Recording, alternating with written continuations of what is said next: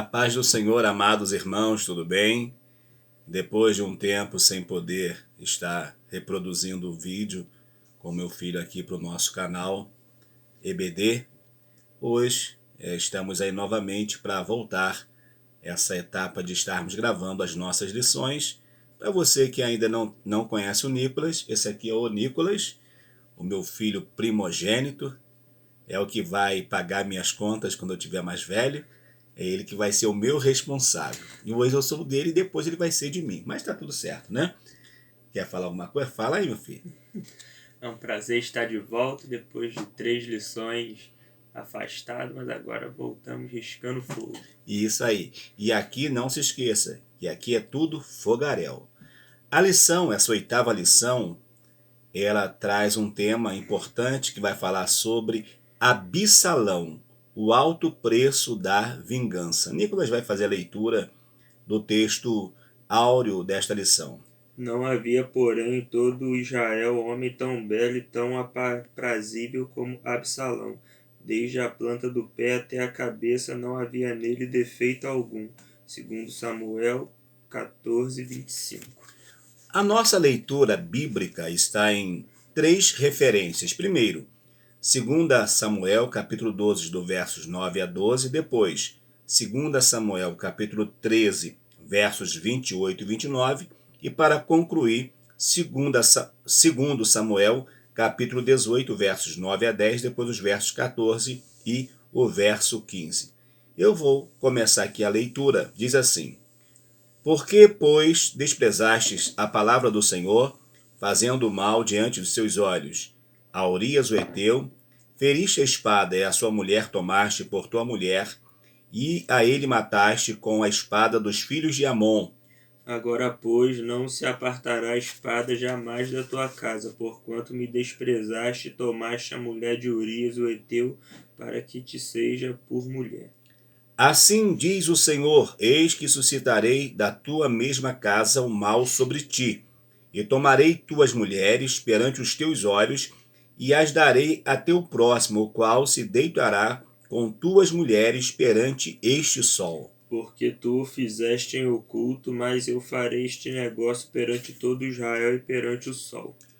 E Absalão deu ordem aos seus moços, dizendo: Tomai sentido quando o coração de Aminon estiver alegre do vinho, e eu vos disser: Feri Aminon, então o matareis. Não temais, porventura, não sou eu quem vos ordenou? Esforçai-vos e sede valentes. E os moços de Absalão fizeram a Amon como Absalão lhe havia ordenado. Então todos os filhos do rei se levantaram e montaram cada um no seu mulo e fugiram.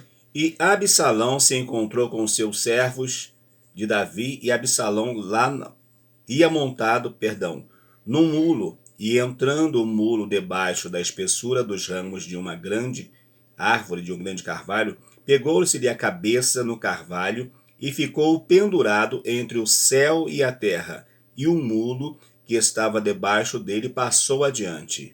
O que, vendo um homem, o fez saber a Joabe e disse: Eis que vi Absalão pendurado num carvalho. Então disse Joabe: Não me demorarei assim contigo aqui. E tomou 3 dardos e traspassou com eles o coração de Absalão, estando ele ainda vivo no meio do carvalho. E o cercaram 10 jovens que levavam as armas de Joabe, feriram a Absalão e o mataram. Olha, vocês viram, esta lição é uma lição muito assim importante, e ela vai trazer uma narrativa tipo um abismo chamando um outro abismo. Outra coisa, a lei da semeadura. A lei da semeadura é algo que não vai fugir jamais. Como diz a Escritura, tudo que o homem semear, ele vai colher. E no caso aqui, quem fez a semeadura foi quem? Davi. Quando o próprio Deus diz: Você matou a Urias. Você matou a Urias e tomou a mulher dele. Por causa disso, você vai vir coisas na tua casa, na tua família. Inclusive, as tuas mulheres serão possuídas por alguém próximo de ti. De fato, isso vai acontecer e é o que nós vamos abordar até o final desta lição. Esta lição traz 3 objetivos importantíssimos. Primeiro, apresentar os acontecimentos que marcaram a vida de Absalão. Segundo, entender que os sentimentos negativos retidos o levaram à ruína. Terceiro, de mencionar o alto preço cobrado pela vingança. Vamos lá então. Quem é Absalão? Tem algumas pessoas que até quando fala de Absalão, fala de abre-salão, né? Que tem muito crente que quando se revolta com o seu pastor, ele faz o quê? Abre salão.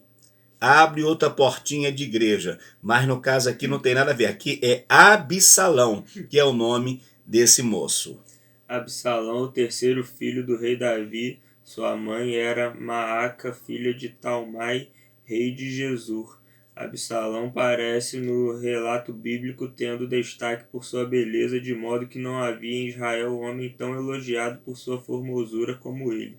Mesmo que o significado do nome Absalão seja "meu pai é paz", a paz não foi algo perceptível em sua vida. Olha só, Absalão tinha tudo para ser um excelente rei, beleza para conquistar ele tinha, né? Porque coisa ruim é ficar perto de gente que não é bonito. E ele já era bonito.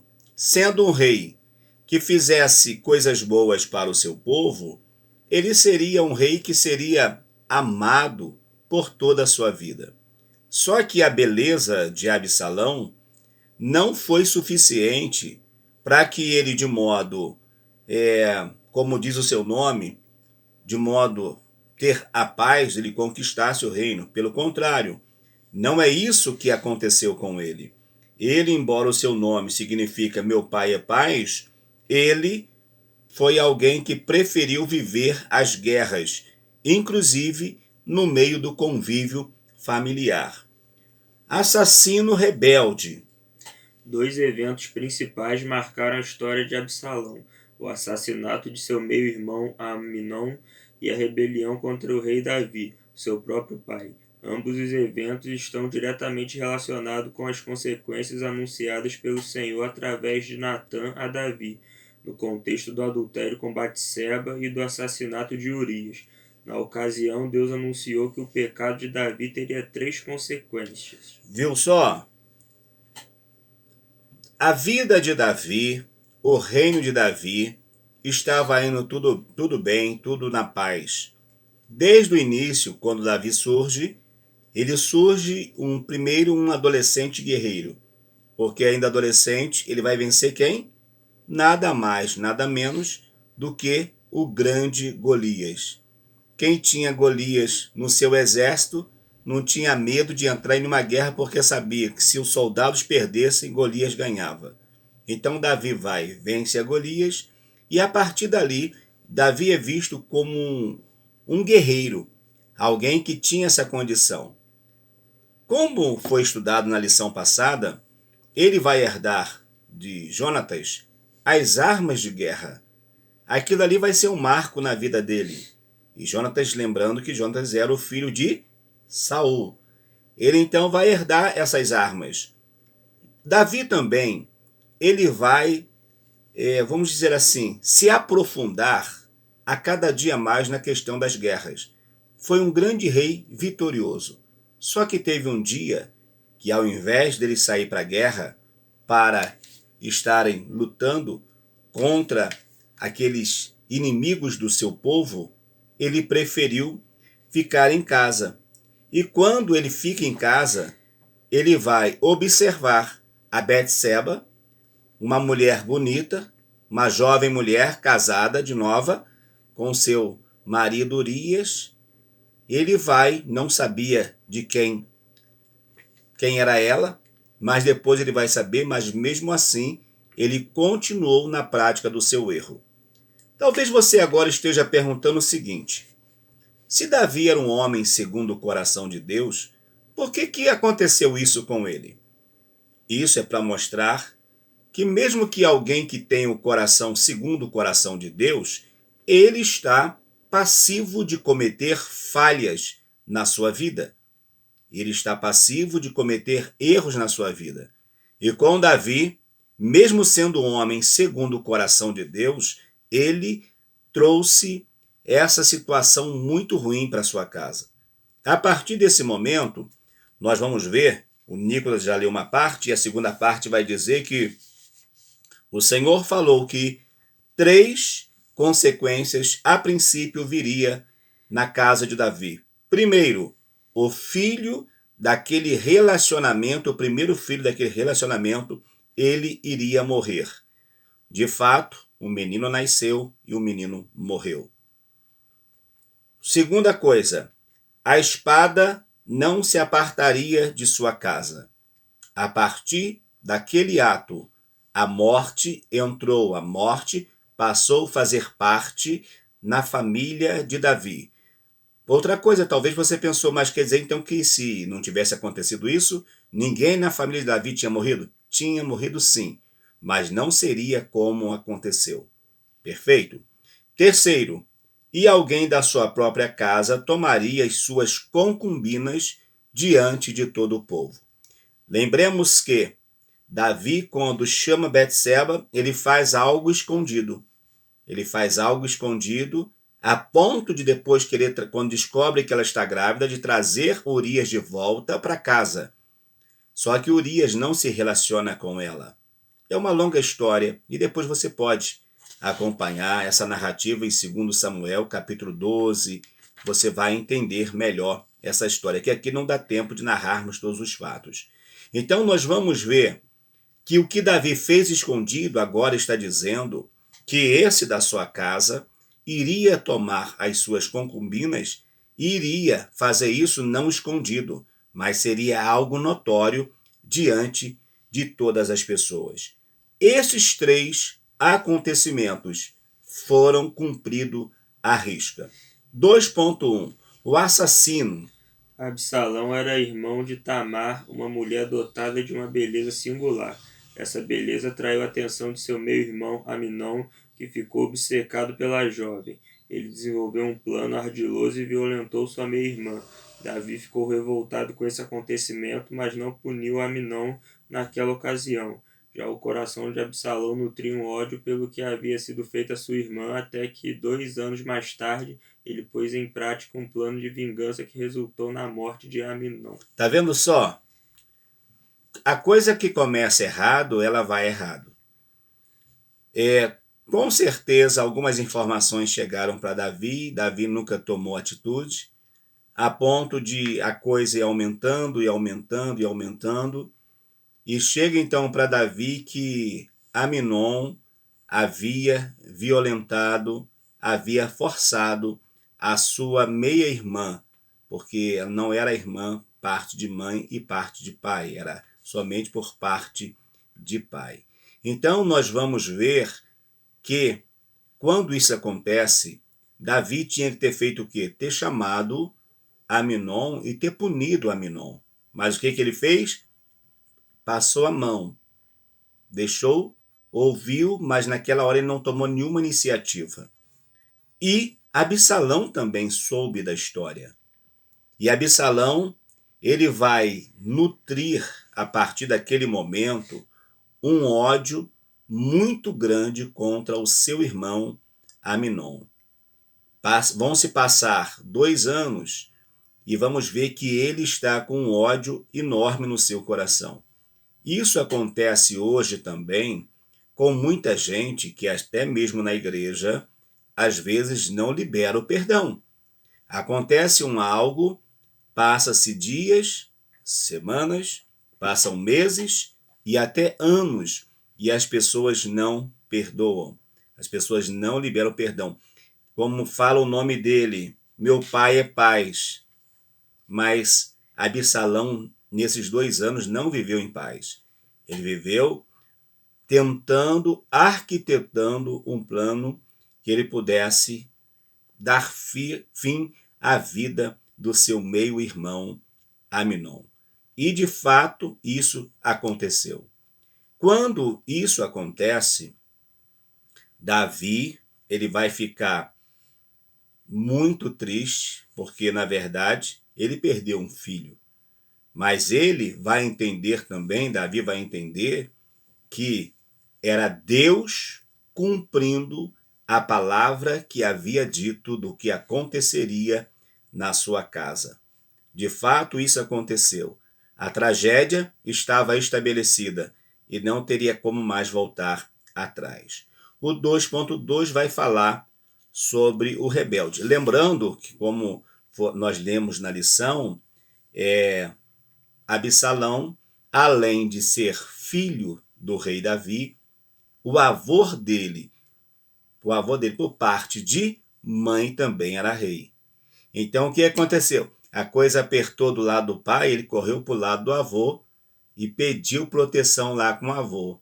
E Davi então deixou quieto. Ele vai ficar lá um tempo lá com Gessur, né, o seu avô. O 2.2 vai dizer sobre o rebelde. Depois de retornar a Israel, Absalão conspirou e se rebelou contra seu pai, dando início a um verdadeiro motim contra o reinado de Davi, espalhando informações falsas e conquistando a confiança dos homens de Israel. O pedido foi feito a seu pai para ir a Hebrom, foi o ápice dessa trama maligna. Lá ele estabeleceu seu reinado e sua oposição a seu pai, ao ponto de o rei ser forçado a fugir de Jerusalém. E foi sobre esse contexto que se concretizou a última consequência do pecado de Davi anunciado pelo profeta Natã. Absalão possuiu as concubinas do rei numa tenda no terraço do palácio perante os olhos de todo Israel. Vocês viram só? É um abismo chamando o outro abismo. Quando Absalão volta da casa do seu avô, ele vai agora, está no capítulo 15 de 2 Samuel, ele vai promover agora uma rebelião. Ele vai fazer o quê? Ele vai levantar calúnias contra o reinado do próprio pai. Que coisa terrível, né? O filho levantando calúnia contra o próprio pai para destronar o pai. E de fato, por um espaço de tempo, segundo o que nós vemos aqui, Davi ficou fora do trono. O Nicolas fez a leitura quando Davi entende que Absalão está vindo para tomar o trono, Davi pega as suas esposas, não as concubinas. Ele pega então as suas esposas com os seus filhos e, numa linguagem jovial, e vaza. Ele vai embora e deixa as concubinas para lá. E nesse contexto é que vai se cumprir. O trono, ele não vai perder o trono, mas Absalão vai ter pelo menos um momento, ele vai ter um momentozinho de glória. E ele vai então possuir, vai ter relacionamento íntimos com as concubinas do seu pai. Ou seja, está manchando o leito do pai. Mas isso aconteceu porque Deus havia dito que isso iria acontecer por causa da consequência dos atos que Davi fez. E não esqueçamos que Davi era o homem segundo o coração de Deus.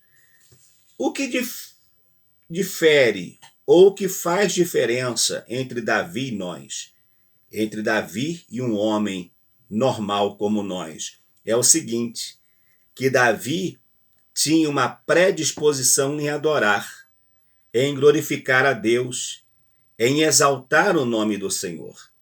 Enquanto o que vai acontecer? Muitos de nós não. Nós não abrimos o espaço para isso. Nós não abrimos o espaço para uma adoração sincera, por um arrependimento sincero. Então a diferença estava aí, em que Davi, ele vai se render ao Senhor. Ele vai se render à vontade do Senhor, mesmo sendo falho. Vamos lá então. Então vimos que aconteceu. Absalão então vai ter relacionamento com as concubinas de Davi. O 3 vai dizer sobre uma tragédia anunciada. A morte de Absalão. Os exércitos de Absalão e Davi se encontraram e pelejaram na floresta de Efraim, e os soldados de Davi saíram vitoriosos. Durante a batalha, Absalão estava montado em sua mula quando seus longos cabelos se enroscaram nos galhos de carvalho e ele ficou preso pela cabeça. Ao saber disso, Joabe contrariou as ordens de Davi e transpassou o coração de Absalão com 3 dardos. Outros 10 escudeiros de Joabe cercaram Absalão e terminaram de matar o jovem de forma covarde. Observemos que, mesmo, olha o coração, esse homem amava o seu filho. Davi já havia perdido Aminon. Davi agora, se tivesse como ele recuperar Absalão, ele queria recuperar Absalão. Então ele vai falar para Joabe, Joabe, olha, se alguém de vocês fala para os soldados que se alguém encontrar Absalão, que não mate Absalão. Não faça isso, não mate, por favor, não mate o meu filho. Mesmo que esteja na peleja, mas não mate o meu filho. Só que, infelizmente, isso não vai acontecer. Por outro lado também, nós vamos ver que talvez aquilo que fosse o motivo de uma das...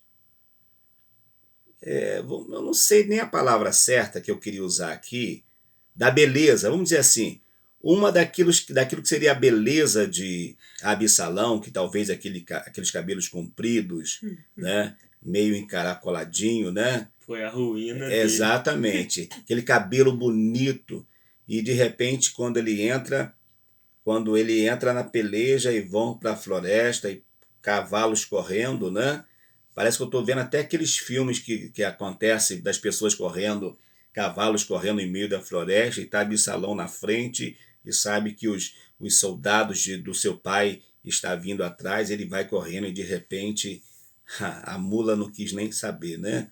A mula vai, passa e de repente os cabelos dele voando lá em cima, vem um galinho só e prende o cabelo dele e ele fica ali, suspenso. Pelo menos ele deve ter ficado suspenso, eu acredito que porque mula não é jegue. Jegue é pequenininho. Mula é uma espécie de um animal de carga, né? de um cavalo, seria uma égua no caso, é mais alto, mais forte. Então, quando os cabelos ficam presos naquela árvore, ele já ficou suspenso do chão. E agora? Ele não era ninja para poder dar um jeito de pular lá e jogar para cima e tirar. Ele não conseguiu fazer. E talvez não tinha, né? Nenhuma uma faquinha, porque se tivesse uma faquinha, ia, cortava o cabelo e caía. Porque em filme acontece tudo isso, só que aqui não era filme, era vida real. Então não deu. Mas alguém rapidamente foi e falou para Joabe, olha Joabe, olha, a gente estava perseguindo Absalão e ele ficou preso lá. Corre. Então vamos lá. Ele vai então, mete 3 dardos de flecha em cima de Absalão, porém ele ainda não morre. Mais 10 dos seus soldados vão lá e vão concluir, né? Agora imagine o sofrimento para esse pai. Mas é a consequência, irmãos. O pecado, diz a Bíblia, que a consequência do pecado é a morte.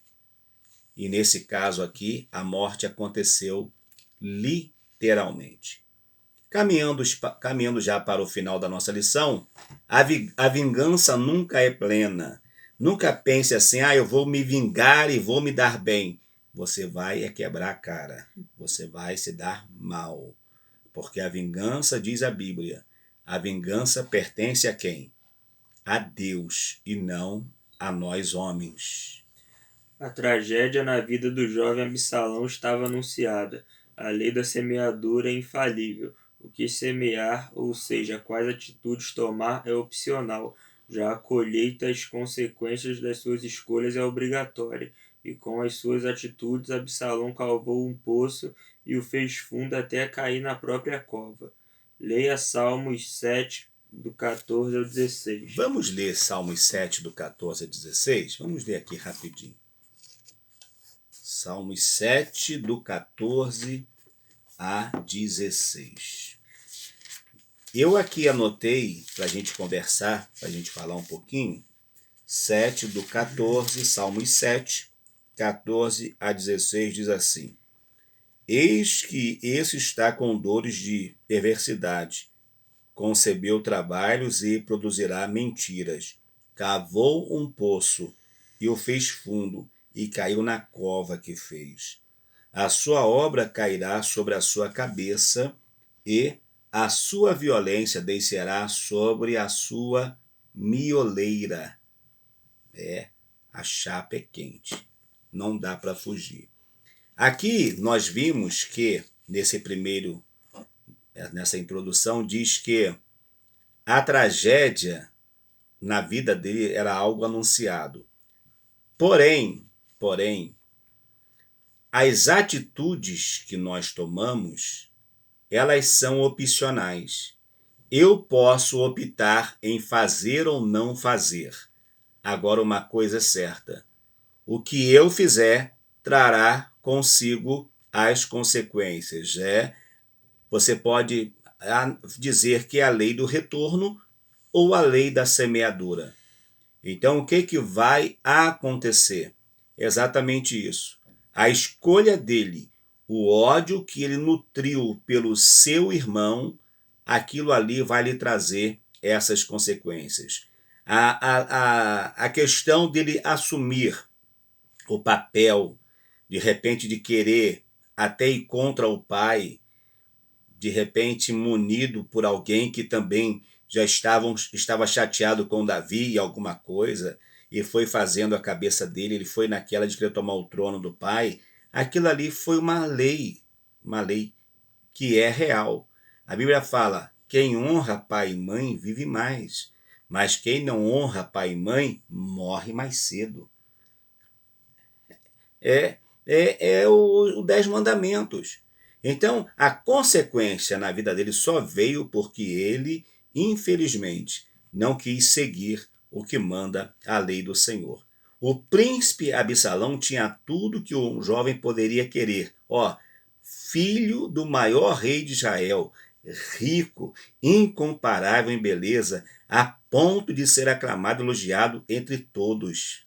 Não era só pelas meninas, pelas jovens bonitas de Israel, não. Até os homens achavam que ele era um homem bonito, né? Era um homem, a sua beleza estava acima da média para o tempo em que ele viveu. Tinha tudo para ser, quem sabe, até um rei. Tinha tudo para isso. Só que, infelizmente, as suas atitudes, as suas escolhas, trouxe para ele um resultado muito terrível, um resultado que eu não quero para a minha vida, não.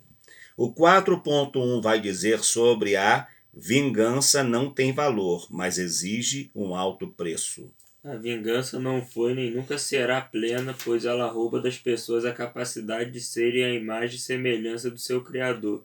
Em amor e perdão, a sede de vingança cega adoece e é rebelião contra Deus, que nos mandou deixar a vingança para ele, e perdoar assim como nós desejamos ser perdoados. Quer ser perdoado?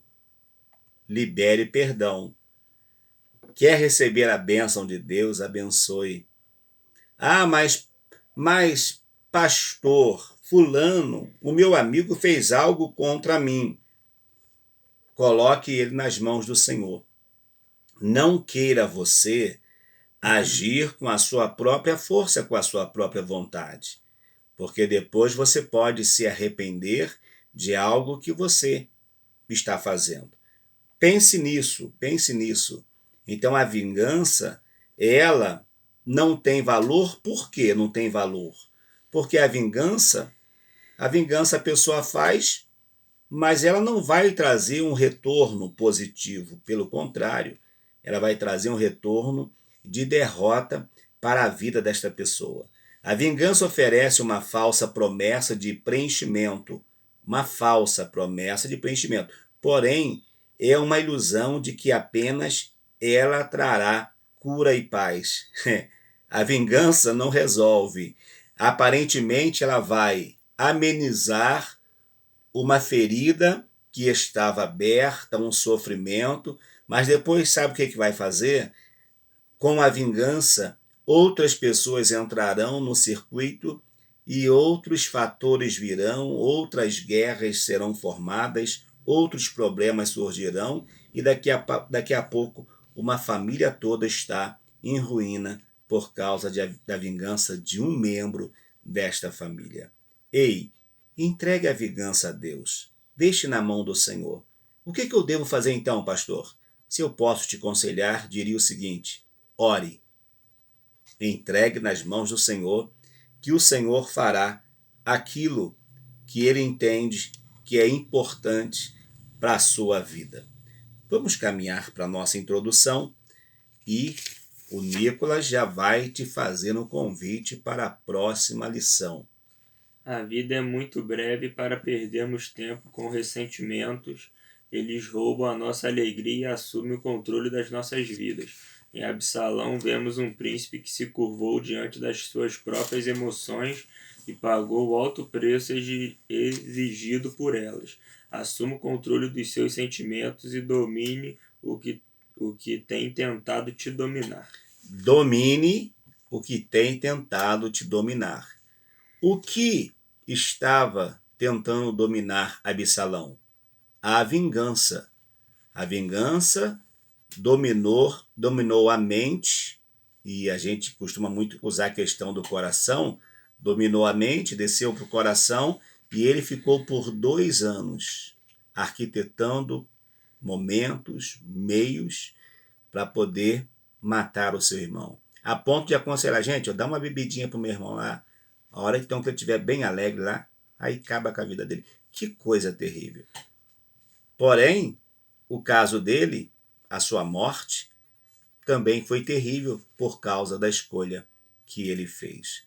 Que nós não venhamos ficar secos, ressecados com esses sentimentos tão prejudiciais à nossa saúde. Na próxima semana, então, Nicolas, o que tem para nós? A gente vai falar sobre a rainha Esther, de exilada a rainha honrando a Deus e a sua identidade. Vai ser fogaréu. Agradeço a você que esteve comigo, com Nicolas nessa aula. Lembrando que, se você... pastor, mas faltou alguma? Coloque aí. O meu outro canal é Esgotamento Espiritual. Lá você vai encontrar essas lições que ficou faltando. Eu fiquei 15 dias numa penalidade aqui, mas consegui resolver e agora nós já estamos de volta. Mas por isso que eu não consegui estar com vocês, tá bom? Eu e o Nicolas agradecemos por participar do vídeo, deixe o like e compartilhe. E nos encontramos na 9ª lição, em nome de Jesus. Um forte abraço e até lá.